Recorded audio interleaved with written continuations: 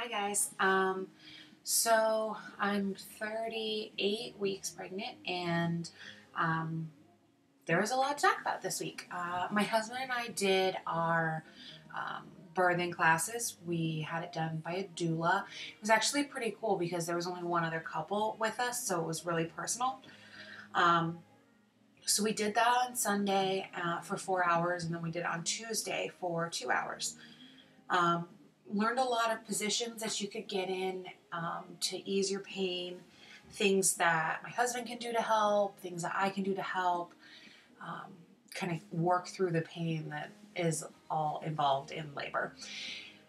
Watched a couple of videos on the birthing process and see how it goes and everything. Also, one thing, I don't know, maybe I was just stupid, but I didn't realize that you could ask like questions, like say you're in labor and they come in and say, you're not progressing, we're thinking about scheduling like a C-section, we think that it would be in your best interest. I didn't realize that you could ask like that. They might just be pushing it on you and that you might not actually need it, but they're just kind of, if the doctor's almost at the end of their shift, or if the weekend's coming up, or something stupid, that they might just not want to wait for the baby to come on its own. I didn't realize that that was something that you could do. So like the first question obviously is to ask like how your baby's doing. Is my baby doing fine? And if they're doing fine, sometimes it's just okay to just say, okay, well, maybe we want another hour, let's see how things happen. So that was kind of nice to know, because I didn't realize that doctors and hospitals might kind of just push that on you for their convenience and not just because you need it. Like I thought it was, they'd only tell you if you need it.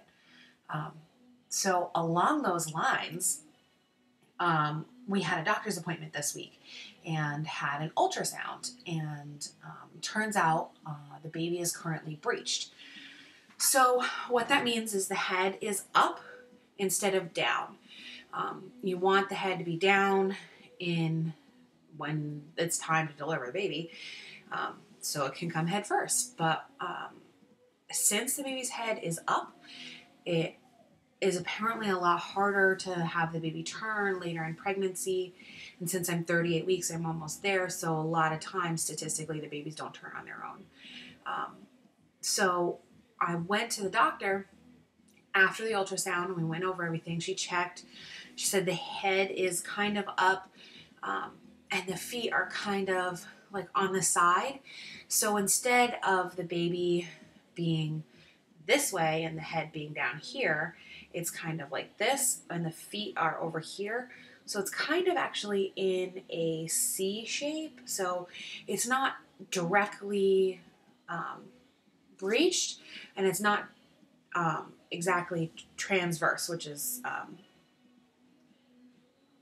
horizontal, I guess it would be, to the ground. But so it's not vertical and it's not horizontal. So it's kind of like in between. So she kind of freaked out a little. She said that she wanted to talk about scheduling a C-section, and we're going to get another ultrasound next week to see where the baby's at. And, kind of go from there. She said there's one doctor in the office that will do this process where they actually try to, push your stomach and turn the baby that way. And if they do that and are successful, then they usually want to induce you right after, because the baby could turn back. Neither of those options are really ones that I want. Like, if they turn the baby and the baby can come out naturally, that's great. And I would prefer that one over just scheduling a C-section. But, I kind of want the baby to have some time to do it on its own. I am measuring large, but it's not the baby. The baby's measuring on track and everything. It's actually, I have a little bit more fluid in there. So it actually is better because the baby has a little bit more space to move around and can move down on its own. So I'm kind of doing some exercises at home, like the inversion, where you're legs and your butt are all in the air and you're like at this angle. It's super uncomfortable because the blood's all rushing to your head, but it's supposed to help. I also put like the ice pack up here, so it's, you know, the baby is not supposed to want to be there, so it turns its head. And then I had my husband talk to the baby down low because they say then maybe it'll turn to want to go to his voice. So we've been kind of doing that stuff. There's some other stretches where it's like when you're kind of like on your hands and knees, and then you put your arms down so your butt's in the air and you're kind of like this. And so you're supposed to do that. So I've kind of been doing that stuff, but I don't want to do it too much because they say if the baby flips, then if you do it, it could flip back. And so it's like a little confusing because it's hard to tell. Like for me, it's hard to feel where the baby is exactly, where the head is. Like I feel like hard spots and I feel like some movement, but I don't know which part of the body it is. So, you know, I don't want to go overboard and then, you know, flip it and then have it flip back. And then at the next appointment, it's back to breech or whatever. So we're just kind of doing some of that stuff. And I guess we'll see next week. But she said she wants to schedule a C-section. And I, you know, said, I'd rather hold off on it, you know, if I can. And I'm going to talk to him and see, you know, if I can wait until after I'm full term. Like there's still plenty of times. I mean, really, you can go to 42 weeks and it's still within a normal period. After that, then you're considered overdue. So, I want to see if, you know, the baby just wants to take its time and do its own thing because, you know, maybe that's just the way it is. So I'm going to see if that's okay. I know one other concern is that if the baby's breached and then my water breaks, then it becomes an issue. But that would only mean that it would be an emergency C-section where they do those often anyways. So I would prefer to have that as a last resort, and not have to just schedule it and not even give it a try to let the baby do its own thing. So at the next appointment, we're going to see how it goes and see where the baby's at. But on a positive note, baby's healthy, measuring fine, nothing's wrong other than the fact that it's just kind of flip-flopped. Super cute. So I never wanted a 3D ultrasound. I thought that they were going to be really creepy, and I always think they look like aliens and not like real babies, and you like, why waste your money on it? Well, at our appointment, I guess we're on a new machine, and she just pushed a button and it went to the 3D. So we didn't ask for it. We're not going to have to pay for it because it's not something I requested. So she just pushed a button and showed us, and it was really cool. Like, I'm assuming because I'm further along and, you know, baby's full term, that, you know, well, it looks like a real baby. It's not an alien anymore. And we got this picture, and it's unbelievable. Like, it's, they could tell the baby had hair, and you could see like its hand was like up like this, so you could see like the little knuckles on the hand, and it actually has like chubby cheeks and like a fat little nose, and so it's got it's gonna be one of those cute chubby ones and not like the scrawny little alien ones. But you know, I don't know, it's just, it was very, very strange, and it kind of made it, you know, it's like, I don't know, like it's right now, you know, it's moving around. It's, oh, there's something in there, and it's like a real size, and it can come out and be like not have any issues. But then seeing the picture, it makes it like, holy crap, that's like a real baby. That's not just some creature or something weird going on in my stomach. And so it's just very strange to think about. And we still don't know if it's a boy or girl.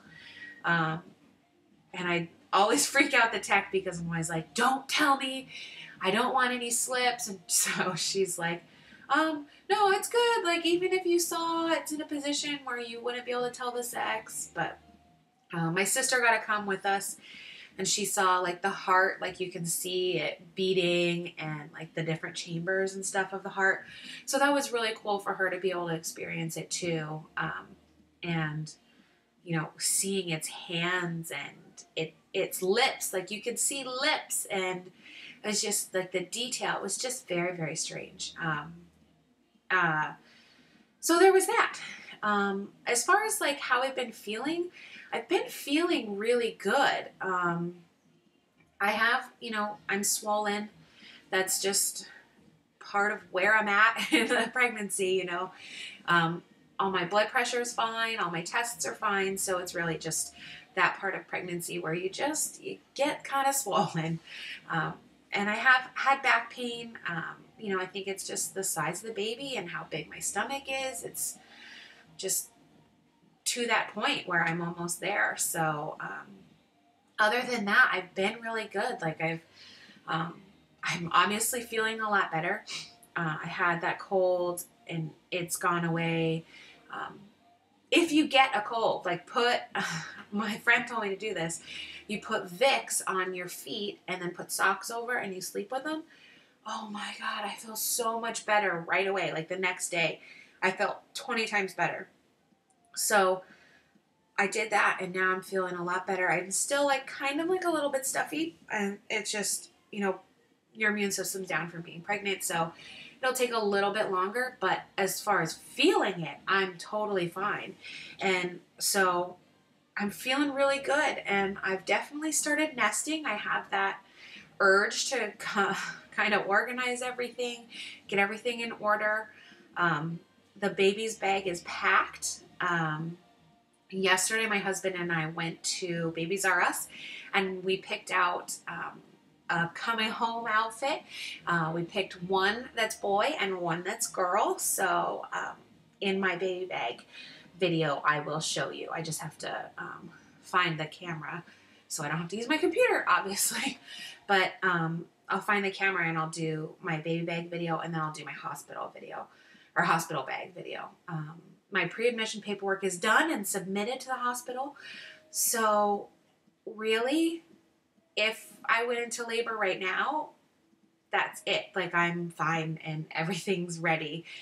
So it's kind of strange to think about that really could happen any day. Now I know this video is like really long, so I'm just going to kind of cut it off.